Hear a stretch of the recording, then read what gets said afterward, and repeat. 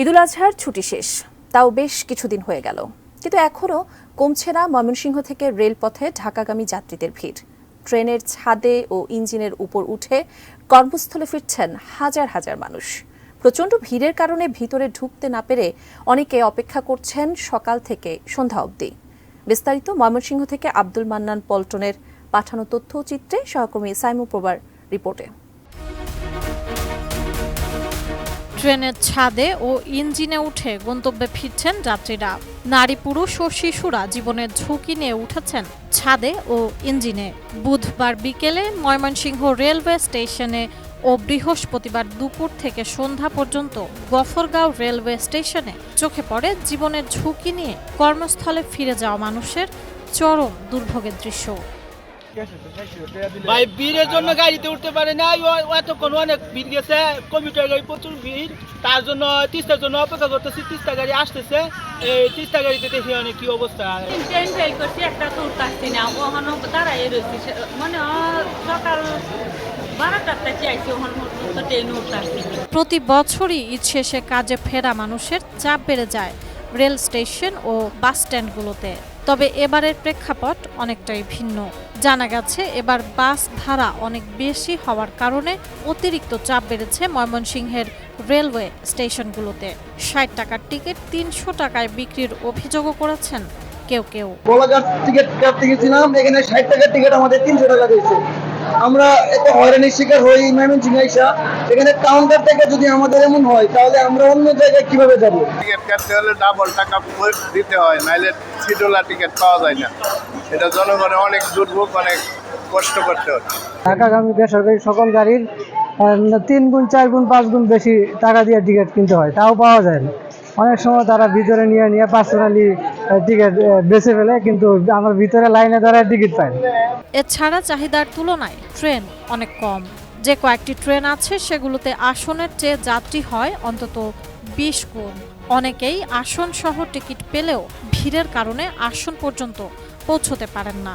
আসন না পেয়েও বাধ্য হয়েই আসন ছাড়া টিকিট কিনতে বাধ্য হচ্ছেন হাজারো যাত্রী। যাত্রীরা রেলে নিরাপদভাবে সঠিক ভাড়া দিয়ে যাইতে চাই নিরাপদ স্থানে, তো সেইখানে টিকিটের বেলায় এরকম হয়রানি করলে আমরা আসলে এটা দুঃখজনক। 12টার সময় আছি,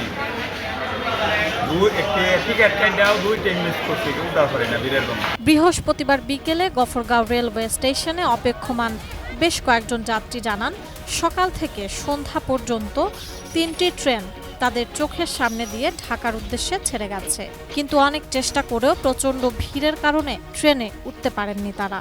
মনে করেন একটা গাড়ি আগে গেছে, এখন দ্বিতীয় নাম্বার আরেকটা গাড়ি গেছে, তাহলে উঠতে পারলাম না, তাহলে কিরা হয়? এখন আরেকটার অপেক্ষা আছে, যদি যাইতে পারি তাহলে যাবো। টাকা দানের জন্য আসছিলাম, ভিড়ের জন্য উঠতে পারিনি। এই গেছে 10 দিন, এত ভিড় কেন?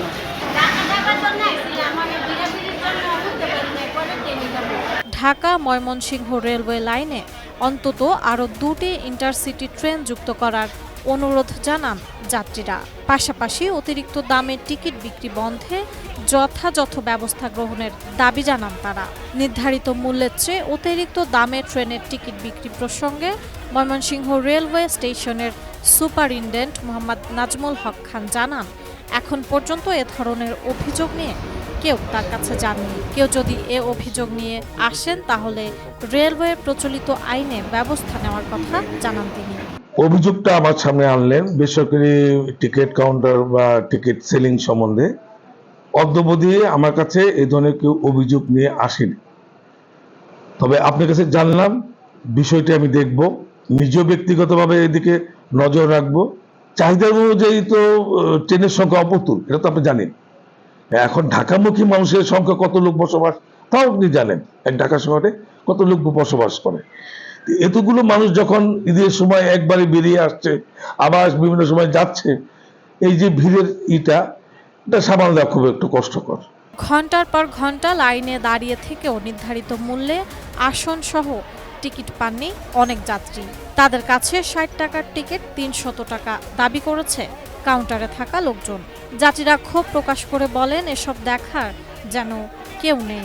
কাউন্টারের ভিতরে ও বাইরে ভয়াবহ সিন্ডিকেট বলে মন্তব্য করেন তারা।